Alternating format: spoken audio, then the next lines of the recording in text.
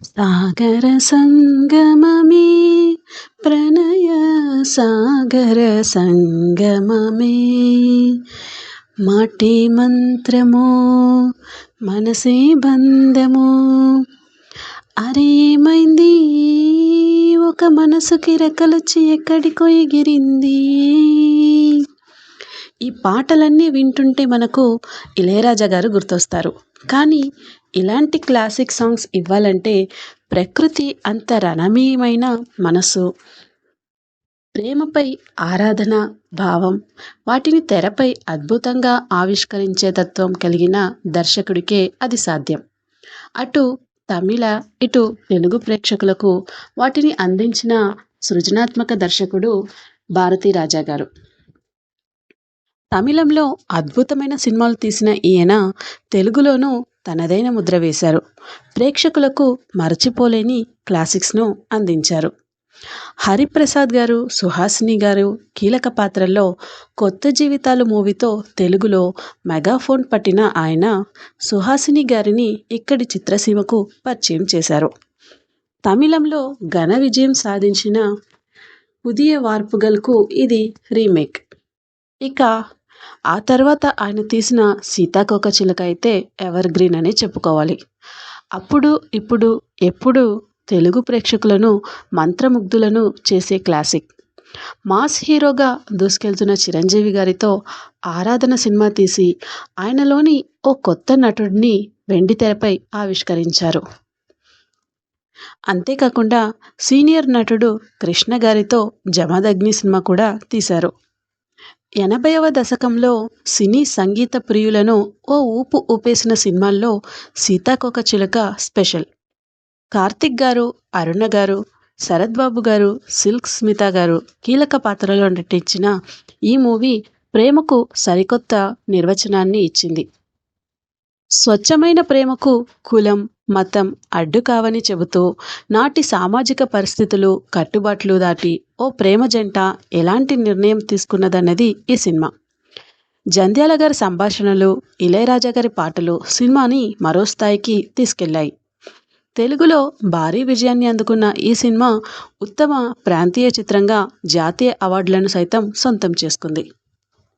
Cinema కథ, కథనాలు ఎంత ముఖ్యమో ఏ సన్నివేశాన్ని ఎలా తీయాలన్న విజన్ కూడా అంతే ముఖ్యం. దర్శకుడు ప్రతిభ బయటపడేది ఇక్కడే. ప్రతి సినిమా పైన తనదైన ముద్ర వేసే భారతీరాజా గారు సీతాకోకచిలుకలోని ఒక షాట్ ఎంతో ప్రత్యేకం. ట్రాలీ షాట్స్ ఎప్పటినుంచో ఉన్నా రౌండ్ ట్రాలీ అనేది తర్వాత వచ్చింది. అది లేని రోజుల్లోనే భారతీరాజా గారు తీసిన షాట్ ఒకటి ప్రత్యేకం. కార్తిక్, అరుణ తమ పేర్లు ఉన్న చెట్టు దగ్గర కలుస్తారు. మిన్నేటి సూర్యుడు వచ్చేనమ్మ సాంగ్ బ్యాక్గ్రౌండ్లో వినిపిస్తుంది. ఆ షాట్ తీసేటప్పుడు లొకేషన్లో కెమెరామ్యాన్, హీరో, హీరోయిన్ తప్ప ఎవరిని ఉండనీయలేదు. దుప్పటిపై కెమెరామెన్ను పడుకోబెట్టి నలుగురు బలమైన వ్యక్తులతో అతడిని పైకి లేపి హీరో, హీరోయిన్ చుట్టూ తిరుగుతూ షాట్ తీయించారు. ఇలాంటి ప్రయోగాలు భారతీరాజా గారి కెరీర్లో ఎన్నో ఉన్నాయి. 16 వయదినిలే తెలుగులో 16 ఏళ్ల వయసు పేరుతో రీమేక్ అయింది. రాఘవేంద్రరావు గారి దర్శకత్వంలో శ్రీదేవి గారు, చంద్రమోహన్ గారు, మోహన్ బాబు గారు కీలక పాత్రల్లో నటించారు. కమల్ హాసన్ గారు, శ్రీదేవి గారు నటించిన సిగపు రోజాకల్ ఎర్ర గులాబీలుగా అనువాదమై ఇక్కడ కూడా తెలుగులో కూడా విజయం సాధించింది. తమిళంలో భారతీరాజా గారు తీసిన ఎన్నో సినిమాలు తెలుగులో రీమేక్ అయ్యి హిట్ కొట్టాయి. కిలక్కపోగం రైలు తెలుగులో బాపు గారి దర్శకత్వంలో తూర్పు వెళ్లే రైలుగా తీశారు. శివాజీ గణేశన్ గారు, రాధా గారితో రూపొందించిన మొదల్ మర్యాదై తెలుగులో ఆత్మబంధువుగా అలరించింది. మన్ వాసనై సినిమా తెలుగులో బాలకృష్ణ గారు హీరోగా, కోడి రామకృష్ణ గారు తీసిన మంగమ్మ గారి మనవడుగా, శిష్యుడు భాగ్యరాజ్ గారు అందించిన ఒక ఖైదీయిన్ డైరీ కథను తెలుగులో కమల్ హాసన్ గారు ఖైదీ వేటగా వచ్చి అలరించాయి. ఇదే కథను హిందీలో అమితాబ్ బచ్చన్ గారు హీరోగా ఆఖరి రాస్తాగా తీసి ఎన్ ఇనియ తమిళ్ మక్కలే, నా ప్రియమైన తమిళ ప్రజలరా అని తన ప్రతి సినిమా మొదట్లో పలకరించే భారతీరాజా గారు ఇకపై అలా పలకరించరు. దర్శకులకే దర్శకుడిగా, వెండితెరకు మట్టి పరిమళం అద్దినవాడిగా, భావకునిగా, కెమెరాతో కవిత్వం రాసే పిపాసిగా, కోట్ల మంది ప్రేక్షకుల అభిమానం పొందిన భారతీరాజా గారు స్వర్గలోకంలో విలేజ్ కాటేజీ బయట నులక మంచంపై విశ్రమించడానికి వెళ్ళిపోయారు. గొంగళి పురుగు వంటి సమాజాన్ని తన కథల స్పర్శతో సీతాకొక చిలుకగా మలిచేందుకు తప్పించిన భారతీరాజా గారు ఆయన మరణంతో దక్షిణాది సినీ పరిశ్రమ ధృవతార లేని ఆకాశమైంది.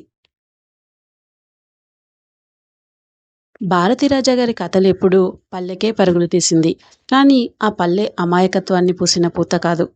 ఆ పల్లెలో దుమ్ము ఉంది, దగ ఉంది, దాహం ఉంది. భారతీరాజా గారి అసలు పేరు చిన్నస్వామి పెరియమాయా దేవర్. 1941 జూలై 17న తమిళనాడులోని తేని అల్లి నగరంలో జన్మించారు. చిన్నస్వామి గారికి చిన్నప్పుడే కళలంటే మక్కువ. ఆ ఇష్టంతోనే ఆయన సినిమా రంగంలోకి అడుగుపెట్టారు. పి. పుల్లయ్య, ఎం. కృష్ణన్ నాయర్ తదితర దర్శకుల దగ్గర దర్శకత్వ శాఖలు చేశారు. 16 వయదినిలే 1977లో ఈ సినిమాలో దర్శకుడిగా మారారు. ఈ సినిమా పోస్టర్లో చిన్నస్వామి గారి పేరు భారతీరాజాగా ఉంటుంది. తమిళ ప్రముఖ కవి సుబ్రహ్మణ్య భారతియార్ అంటే ఆయనకి ఉన్న ఇష్టంతో తన స్క్రీన్ నేమ్ని భారతీరాజాగా పెట్టుకున్నారు. విజయశాంతి గారు, రాధిక గారు, రాధ, రేవతి, రేఖ, రంజిత, రతి అగ్నిహోత్రి, ముచ్చర్ల అరుణ, ప్రియమణి ఇలా పలువురు హీరోయిన్లను పరిచయం చేశారు భారతీరాజా గారు. ఆయన తెరకెక్కించిన కల్లుకుల్ ఈరంతో విజయశాంతి గారు నటిగా ప్రయాణం మొదలుపెట్టి తెలుగులో లేడీ సూపర్ స్టార్గా ఎదిగారు. అలాగే తాను పరిచయం చేసిన కథానాయికల పేరు మార్చాల్సి వస్తే ఆర్ అక్షరం ఉండేలాగా చూసేవారు భారతీరాజా గారు. 1974లో చంద్రలీల గారిని వివాహం చేసుకున్నారు భారతీరాజా గారు. కుమారుడు మనోజ్ కుమార్, కుమార్తె జనని వీరి సంతానం. తండ్రి దర్శకత్వం వహించిన తాజ్ మహల్ సినిమాతో మనోజ్ గారు హీరోగా పరిచయం అయ్యారు. ఆ తర్వాత పలు చిత్రాల్లో నటించారు. దర్శకుడిగా విజిల్, పవిత్ర, మార్గలి తింగల్ చిత్రాలను రూపొందించారు. 2006లో తన స్నేహితురాలు నటి నందనని పెళ్లి చేసుకున్నారు. వీరికి 2 కుమార్తెలు ఉన్నారు. కాగా 2025లో గుండెపోటుతో మనోజ్ గారు కన్నుమూశారు. కుమారుడి మరణంతో భారతీరాజా గారు మనోవేదనకు గురయ్యారు. మనోజ్ గారి మరణం ఆయన్ను బాగా కుంగదీసింది.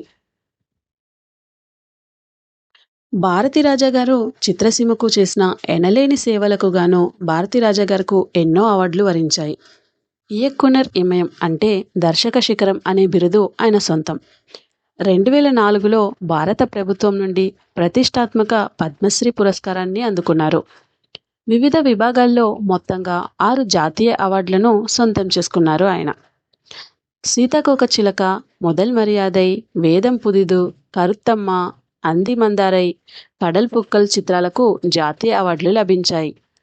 ఇంకా తమిళనాడు రాష్ట్ర పురస్కారాలు, ఇతర అవార్డులు కూడా అందుకున్నారు.